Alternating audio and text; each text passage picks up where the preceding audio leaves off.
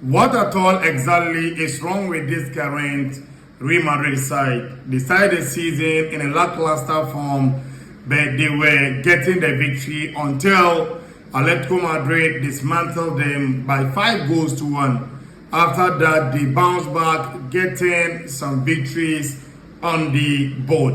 And then also, they went to play against Liverpool at Anfield, a Liverpool team that has currently lost their last 7 matches in the Premier League. They've lost 6 of them. As a matter of fact, even this weekend, they lost by 3-0 against Nottingham Forest.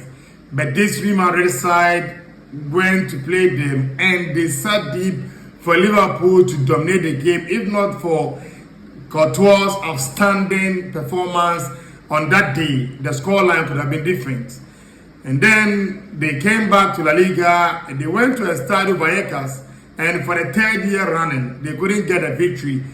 But what made that even drawn game much more telling was the fact that Real Madrid couldn't score a goal. And as a matter of fact, their last 2 matches before yesterday's game, they hadn't scored a goal in any of the 2 matches that they played in. And you have to go back some years before you will see a Real Madrid side going on that drought without scoring a goal.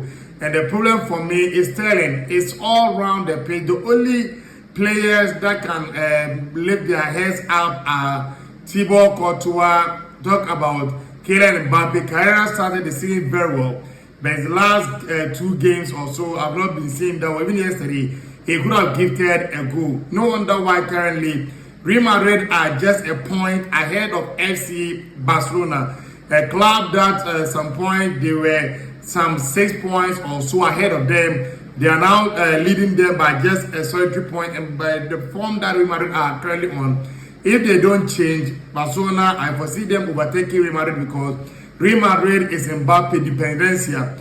They are dependent on Mbappe too much, so the day that Mbappe doesn't score and the club will be off. Me yesterday provided an assist, but for me, he could have scored a goal.